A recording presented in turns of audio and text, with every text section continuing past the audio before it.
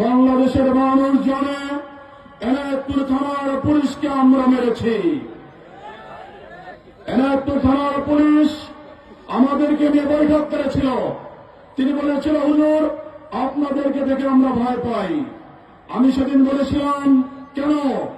আপনাদের কাছে যে মেসেজ আছে আমরা পুলিশকে মেরেছি, এই মেসেজ ঠিক নয়।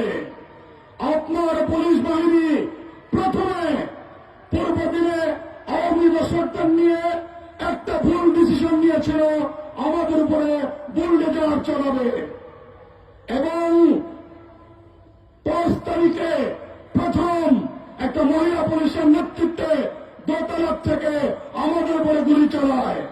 এটার প্রতিবাদে আমরা শুধু নয়, তৌহিদি জনতা, সর্বস্তরের জনতা বাধ্য হয় প্রতিবাদ করতে।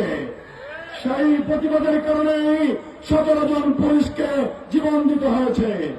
কিন্তু আমার এনায়তপুরের 4 তাজা প্রাণ শাহাদাত বরণ করেছে।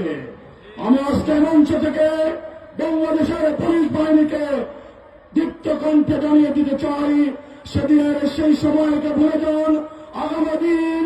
আগামী দিন ইসলামের দিন, বাংলাদেশ খেলাফত মজলিসের দিন, খেলাফত রাষ্ট্রের দিন।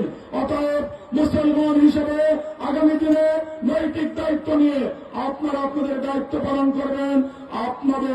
আপনারা আমাদের সাথে থাকবেন, আপনারা আপনাদের সাথে থাকবো।